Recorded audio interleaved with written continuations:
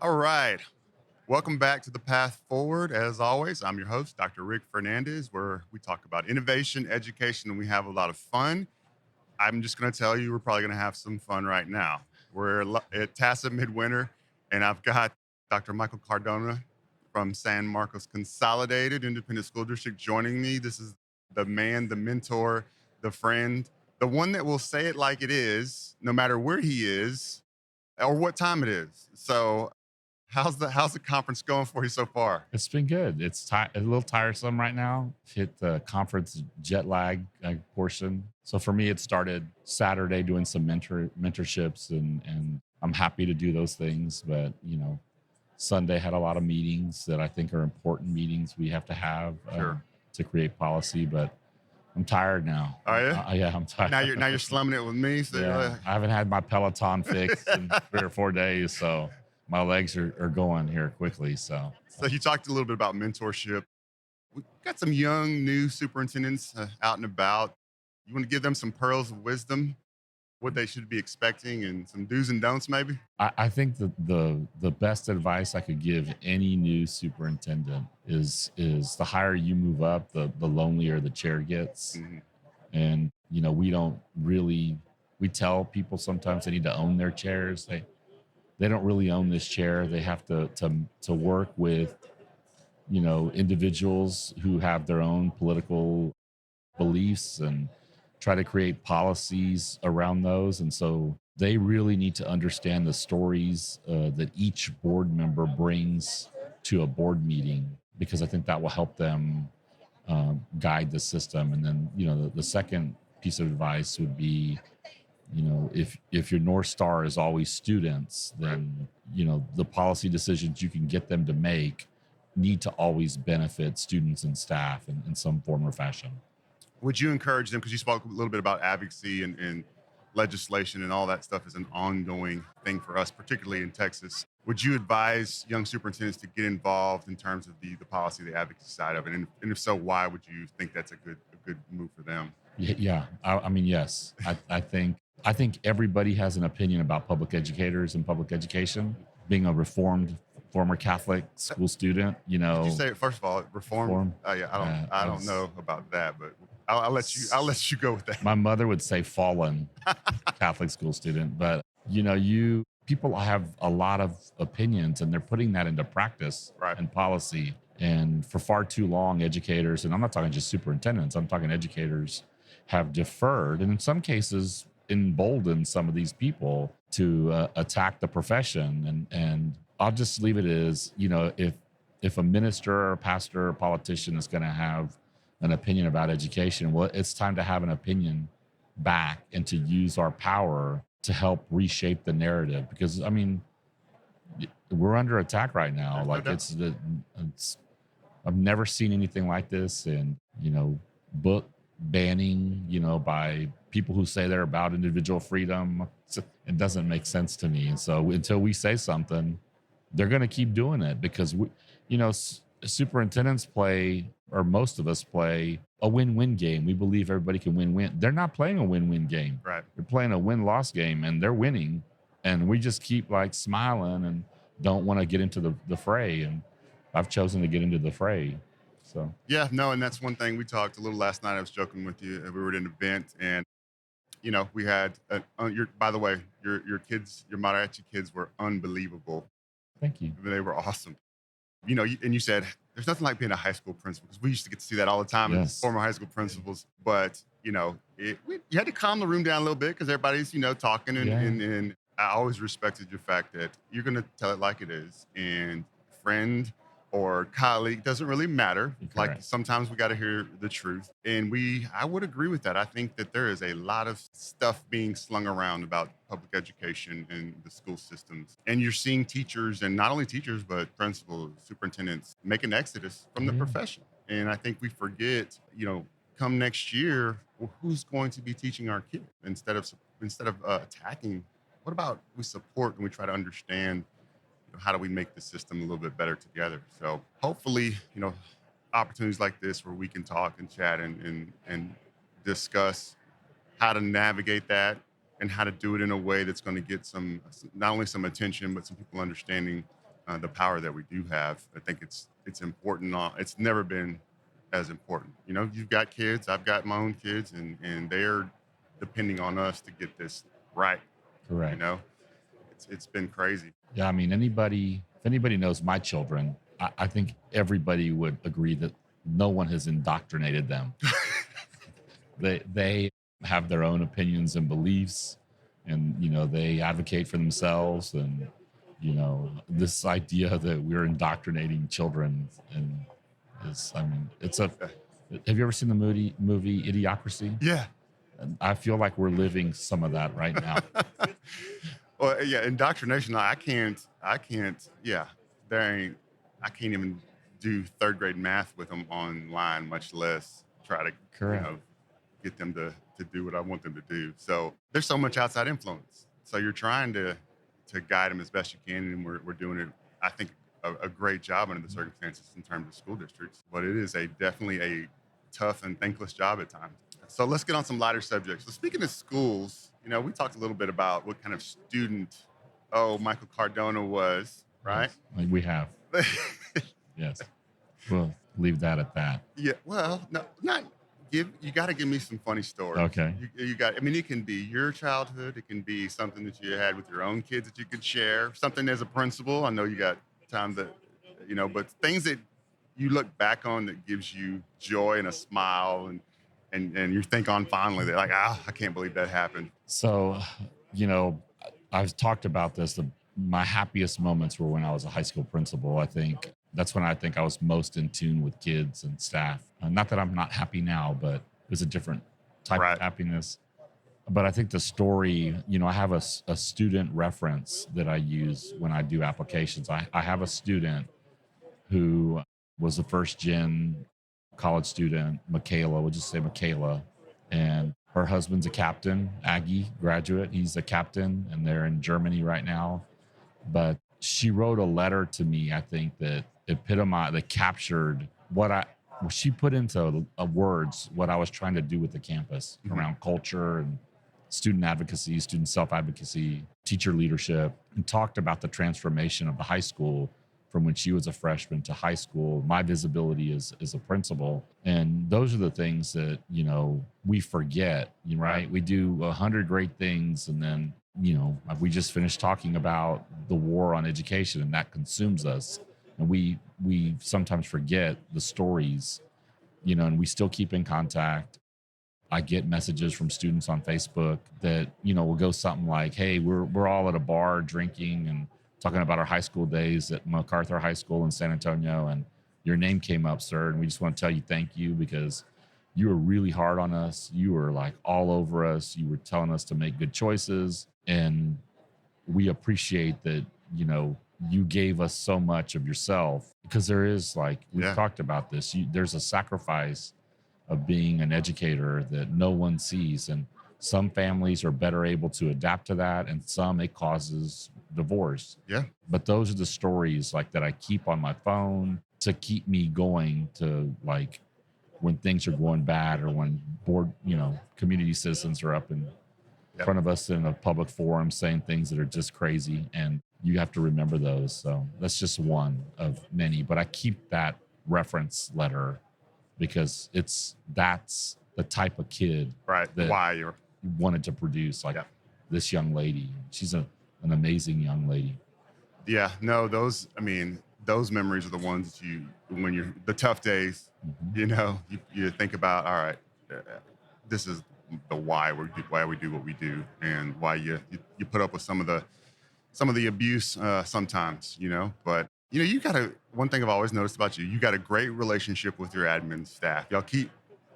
You work them hard, but you keep it very light. You'll have a good time. How do you manage the kind of the push and pull between, hey, it's time to get work done, but keep a great sense of humor, and that you guys are always smiling together and having a good time? I think it's a defense mechanism, probably. I had a doctor tell me that my comedy is my defense mechanism, my coping mechanism. Is this after I won't say what kind of doctor. I was about, okay. But you have to laugh, and it's the job is consuming in a negative sense. We all worry about kids, and so They know I don't need to use positional power. I Right. do at some points. You do need to in crisis situations, but I've always believed teachers drive change quicker than principals, and principals drive change quicker than superintendents. Mhm.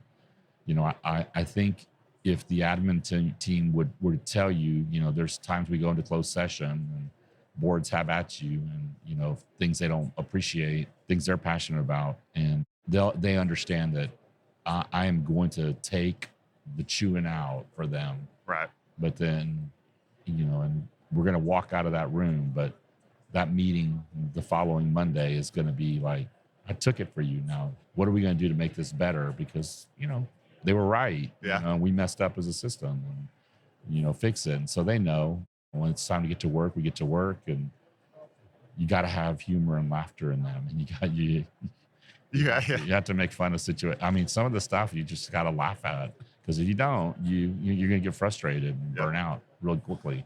Yes. There's no doubt. What are some cool things happening in and around the San Marcos Consolidated Independent School District? Anything that the kids? I mean, I'm always following you guys on Twitter. Of course, I'm following your basketball team. They're You good. got a heck of a team. They're all juniors. I know. They're all juniors. So I've been following them pretty closely. But any other student events, student happenings going on that you can think of off the top of your head you want to share? I'm going to give a shout out to our Diamond Line dance team. They're performing tomorrow, so hopefully we get that in before the weather. Girls basketball is in second place. They're doing real well. Just overall, our ag program, our CNA students, ROTC students, like they're buying into the culture we're trying to build. We have a great athletic director that believes in whole child development, doesn't believe in one kid playing one sport. He wants them to do everything. And I think it's not nothing innovative, but I think we're really digging deep into learner-centered leadership, like what that really looks like, student-led conferences.